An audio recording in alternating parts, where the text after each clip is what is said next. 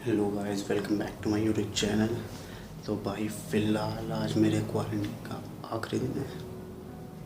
ठीक है, 14 दिन एक ही कमरे में बंद। इस व्लॉग में आवाज़ थोड़ी धीरे मिलेगी आपको, क्योंकि भाई सब लोग सो रहे हैं और भाई ये रूम बिल्कुल भी साउंड प्रूफ नहीं है।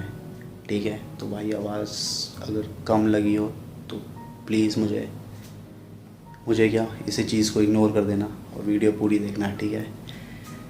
हाँ जी, तो आज मैं बहुत ही ज़्यादा एक्साइटेड हूँ, क्योंकि भाई बहुत ही ज़्यादा खुशी की बात है कि मेरा क्वारंटीन पीरियड ख़त्म होने वाला है। ठीक है, अभी बज रहे हैं 3:30 और मैं जल्दी उठ गया हूँ, क्योंकि भाई 6:30 पे मुझे निकलना है। तो भाई बताता हूँ पूरी स्टोरी, ये शुरू कैसे हुई और आज ख़त्म कैसे हो रही है। तो भाई सुबह के बज रहे हैं 3:30। आज मैं जल्दी उठ गया क्योंकि भाई आज मेरा आखिरी दिन है।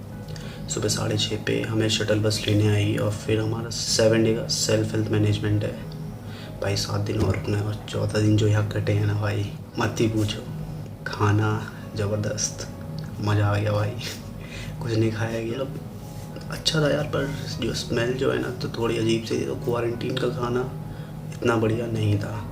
तो भाई जो भी आ रहा है ना यहाँ क्वारंटीन करने, तो भाई अपने लिए रेडी टू ईट लेके आना, नूडल्स लेके आना।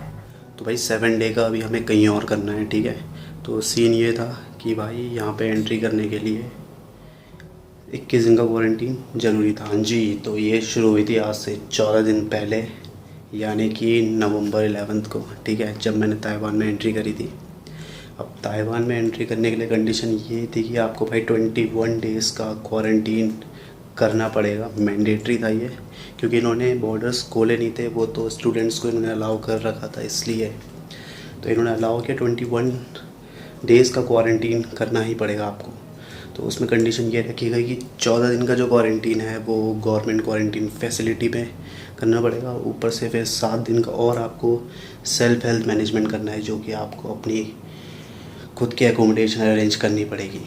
तो फाइनली मेरे 14 दिन कंप्लीट हो रहे हैं और आज सुबह मुझे शटल बस लेने आएगी। ठीक है, ये शटल बस यही लोग प्रोवाइड करवाएंगे, क्योंकि ये लोग हमें हमारे अगले एकोमोडेशन में भेजेंगे जहाँ हमें 7 दिन काटने हैं। ठीक है, तो अब मैं 14 दिन का सीन बताता हूँ। 14 दिन में हमको क्या क्या अलाउड था क्या नहीं था भाई, क्योंकि बहुत ही मुश्किल से कटे हैं 14 दिन भाई। बोर्डम तो एकदम टॉप लेवल पे था। ठीक है, तो भाई बताता हूँ क्या क्या था। और मेन इम्पॉर्टेंट बात है, मैं आपको अपना रूम टूर कराऊँगा, क्वारंटीन रूम टूर। रूम काफ़ी अच्छा था। ठीक है, सर्विस फैसिलिटी सब कुछ काफ़ी अच्छी थी। तो ठीक है, बताता हूँ।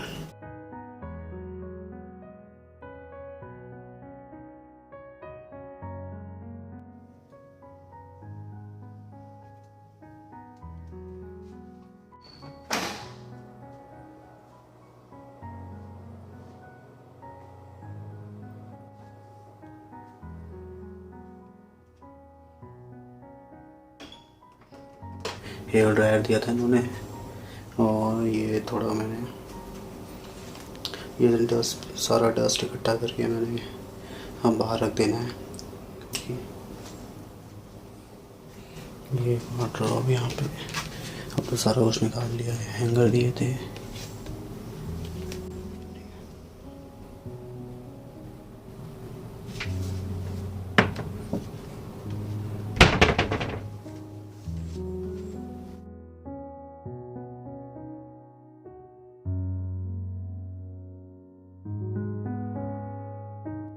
तो भाई जब भी कोई अनाउंसमेंट होती है तो यहाँ पे हमें सुनाई देती है। तो भाई ये बहुत अच्छी चीज़ लगाई है इन्होंने ये टॉप पे। ठीक है, 3 समय का खाना मिलता है। ठीक है, तो भाई ब्रेकफास्ट आ जाएगा तुम्हारा 7:30 बजे। उसके बाद आई गेस लंच आता है 12 बजे, और भाई डिनर आता है 5:30 पे। तो सब चीज़ बहुत जल्दी जल्दी आती है।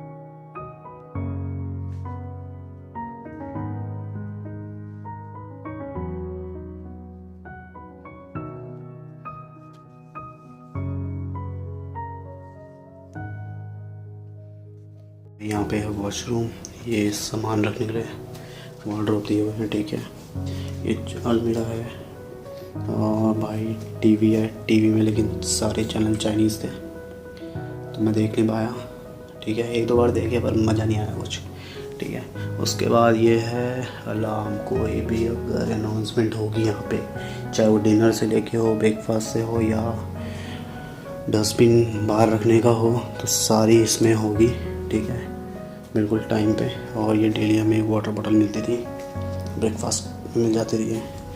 और ये टेलीफोन है, इससे हम इनको कॉल कर सकते हैं, इनकी लॉजिस्टिक्स टीम को, इनकी मेडिकल टीम को, ठीक है। तो ये भी बहुत अच्छा है। उसके बाद हाँ, उसके बाद ये है तुम्हारा ऑक्सीमीटर। तो ये लोग तुमको भाई एक ऑक्सीमीटर और एक थर्मोमीटर देंगे। तो तुम्हें दिन में 2 बार सुबह 8 बजे और 3 बजे अपना टेम्परेचर और ऑक्सीजन लेवल अपना मेजर करना है, इनको रिपोर्ट करना है, इधर कॉल करके या गूगल फॉर्म भर के। तो भाई ये सब दिया हुआ था। ये टेबल लैम्प दिया है, काफ़ी मदद करी इसने, वैसे यूज़ ज़्यादा नहीं करी। ये आपको इलेक्ट्रिक केटल मिलेगी, वाईफाई मिलेगा, जग, ये है मेरा लैपटॉप। और ये इन्होंने एक्सटेंशन बोर्ड दे रखा था, लेकिन ये कन्वर्टर जो है या वो खुद लेके आने पड़ेंगे, कन्वर्टर यहाँ नहीं मिलेंगे। वैसे मंगा सकते हो, क्योंकि काफ़ी लोग नहीं लाए थे तो उन्होंने नीचे कॉल करके मंगा लिया। तो ज़्यादा बड़ा रूम नहीं है, ठीक ठाक है। तो बेड 2 दिए थे इन्होंने, ठीक है, लेकिन सोता मैं एक ही में था। एक में सामान रखा रहता था, फैला के रखता था। आज तो सफाई दिख रही है, वैसे रहती नहीं थी ऐसी। यहाँ मैं रखता था खाना। तो खाना बेसिकली भाई वेजिटेरियन हो तो थोड़ी दिक्कत आएगी, क्योंकि सारा खाना बॉइल्ड है। लेकिन अगर नॉन वेजिटेरियन हो तो आप इन्हें ऑप्शन दे सकते हो, लेकिन इन्हें स्पेसिफिकली बोल देना कि भाई आपको चिकन या एग ही चाहिए, वरना भाई क्या आ जाएगा किसी को नहीं पता, ठीक है। तो भाई इन्हें बता देना है स्टार्टिंग में कि भाई सिर्फ आप चिकन और एग खाते हो। चिकन, मैं तो कहूँगा चिकन भी बता दो कि भाई मुर्गे का ही खाना है, क्योंकि, और अंडा ही बता दो कि मुर्गे का ही, क्योंकि भाई मेरे को अंडे और चिकन में बहुत बार कुछ अलग टेस्ट आया था, ठीक है।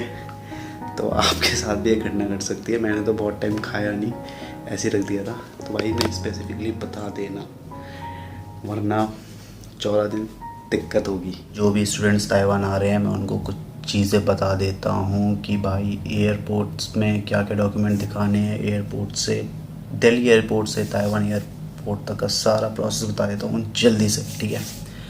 तो भाई सबसे पहले आपको RT-PCR कराना है, ठीक है, 72 आवर्स पहले।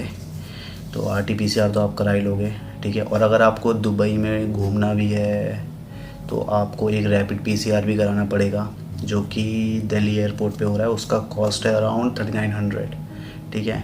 भाई वो ज़रूर कराना है अगर आपको सिर्फ दुबई घूमना है। अगर आपको दुबई घूमना नहीं है या दुबई एंटर नहीं करना है तो आप बिना रैपिड PCR के भी आ सकते हो, ऐसी कोई रिक्वायरमेंट नहीं है, ठीक है। और दिल्ली एयरपोर्ट पे जो डॉक्यूमेंट्स मांगे हमसे, वो नॉर्मली फ़्लाइट टिकट मांगी, ठीक है। वो आपसे पूछेंगे कि भाई रिटर्न टिकट कहाँ है, तो उन्हें बोल देना you are going as a student, तो आपको टिकट शो नहीं करनी पड़ेगी रिटर्न वाली। आप ऑनवर्ड टिकट शो कर सकते हैं, जो कि दुबई से ताइवान की होगी, ठीक है। अब आपको ये टिकट शो कर देनी है। उसके बाद वो आपसे स्टूडेंट का प्रूफ मांगेंगे, मांग भी सकते हैं या नहीं भी मांग सकते हैं।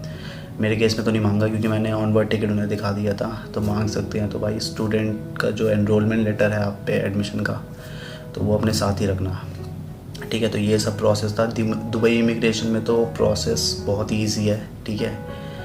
अगर आपको दुबई में एंटर करना है तो थोड़ा प्रोसेस समझना पड़ेगा, पर वैसे कोई दिक्कत नहीं हुई, ठीक है। अब बात करते हैं जब आप ताइवान आ जाते हो। तो भाई जब आप ताइवान में एंट्री करते हो, जैसे आप एयरपोर्ट पे आते हो, तो मिनिस्ट्री का एक बंदा आपके साथ रहेगा जो आपको गाइड करेगा पूरे प्रोसीजर को। सबसे पहले वो आपसे एक फॉर्म भरवाएंगे, वो फॉर्म आप पहले भी भर सकते हो, मैं शायद लिंक इसका डिस्क्रिप्शन में डाल देता हूँ, ठीक है। वो फॉर्म अगर आप पहले भर दोगे तो सही है, अगर आप नहीं भरते हो तो कोई टेंशन की बात नहीं भाई, आओ, ये लोग गाइड करेंगे पूरा। कुछ भर के मत आओ, कोई फॉर्म मत लेके आओ जो आए हैं, बस मैंडेटरी चीज़ें लेके आना, बस कि MOE का जो लेटर आया है जिसमें आपको लिखा गया है कि हाँ आप इस डेट में ताइवान एंटर कर सकते हो, परमिट लेटर बोलते हैं उसे, ठीक है, तो वो ज़रूर लेके आना। बाकी और कुछ नहीं मांगेंगे, पूरा गाइड करेंगे वो आपको एयरपोर्ट में। फिर वो जो एमओई का बंदा है वो सबसे पहले आपको ले जाएगा सिम काउंटर पे। 1000 NTD की सिम आएगी। सिम का जो नेटवर्क है आई गेस मेरा चंगुआ टेलीकॉम है, तो वो आपका 1 महीने सिम चलेगी। 480 NTD का टॉक टाइम मिलेगा और अनलिमिटेड इंटरनेट मिलेगा, तो भाई उसकी तो कोई दिक्कत नहीं। और इंटरनेट तो क्वारंटीन में भी बहुत अच्छा चलता है, तो no need to worry about the internet. Okay, तो भाई इन सिम के बाद वो आपसे वही फॉर्म भरवाएंगे जिसने नहीं भरा है, ठीक है। जिसने भरा भी है उनसे भी वो नंबर अपडेट करवाते हैं, उसमें उसका स्क्रीनशॉट लेके आपको जाना है।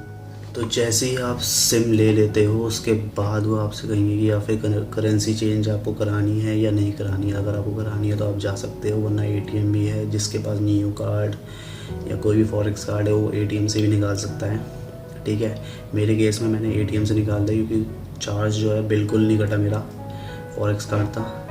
उसके बाद आपको ये भाई सारा प्रोसेस के बाद आपको सैनिटाइज़र से नहला देंगे, तो बी रेडी फॉर दैट। आपके बैग वगैरह सब, और आपके लिए टैक्सी ऑलरेडी बाहर खड़ी होगी, ठीक है। वो टैक्सी आपको आपके क्वारंटीन सेंटर तक लेके जाएगी।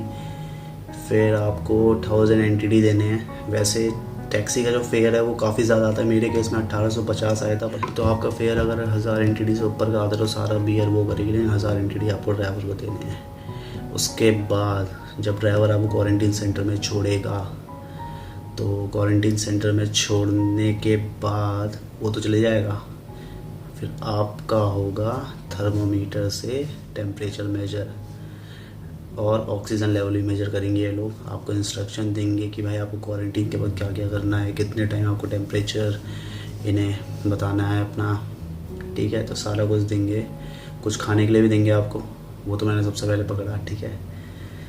तो ये सीन है। उसके बाद आते हो अपने रूम पे, 14 दिन बोरियत वाले दिन। तो अब मैं पहुंच गया था रूम पे।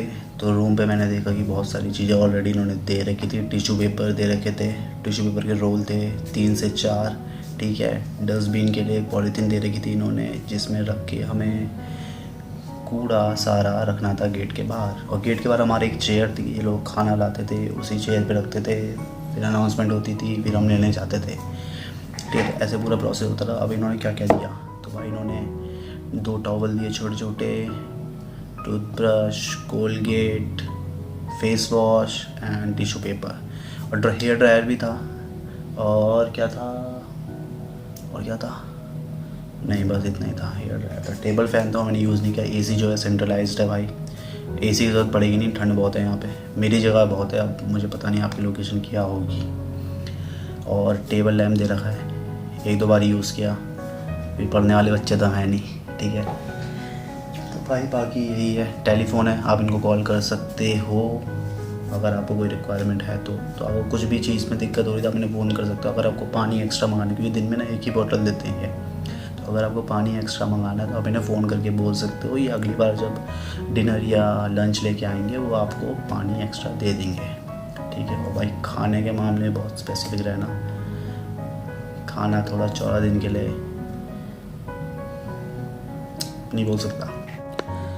तो भाई बैग वगैरह सब रेडी है, ठीक है।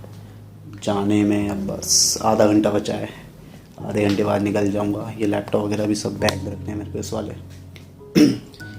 अच्छा भी लग रहा है और बुरा भी लग रहा है।